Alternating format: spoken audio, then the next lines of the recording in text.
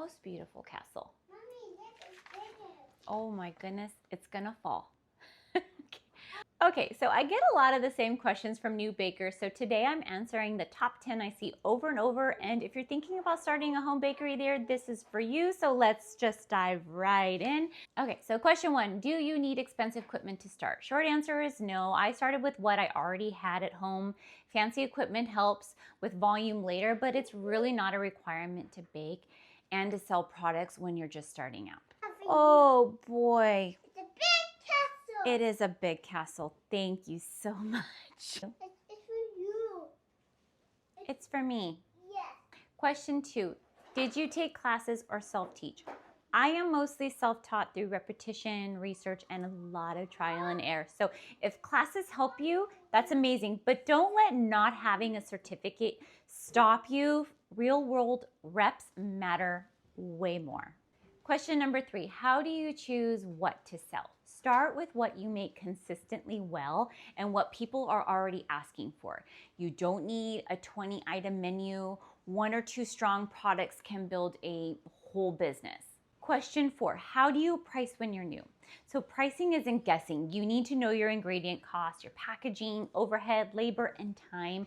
Once you know that baseline, then you can set a profitable price. Intro pricing is how people burn out, so my suggestion is not to do that.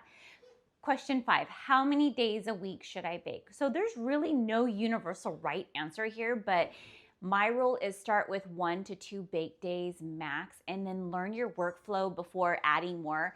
You really want to protect your time, your energy, your family, so volume's going to come with time.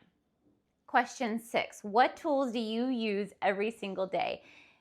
Digital scale, bench scraper, a knife, a thermometer, dough scraper, sheet pans, let's see what else, mixer, containers for dough and proofing. But again, you don't need everything on day 1. I just used what I had at home and I scaled as I grew. Question 7, how do you manage orders without burning out? That is such a great question.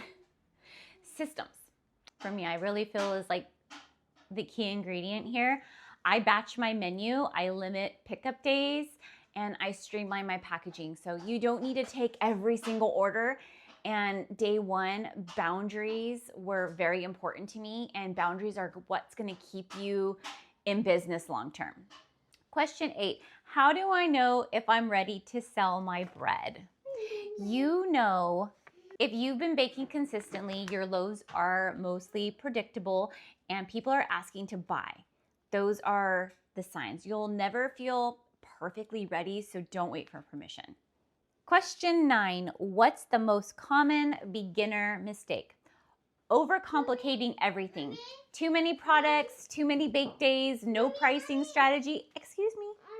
Too many products, too many bake days, no pricing strategy, and 0 system. So simplicity wins here, especially in the beginning. Okay, question 10, what would you do differently if you started today? I would start smaller. Build a wait list sooner, raise prices sooner, and document everything. The sooner you treat it like a real business, the sooner it becomes one. If you want part 2 of this Q&A, just comment Q&A below. If you have questions you want featured in the next one, drop them in the comments. And if you're new here, make sure you like this video and subscribe because I talk about microbakery life a lot, pricing systems, how to build a home bakery without burning out. So make sure you guys follow along for more. Take care.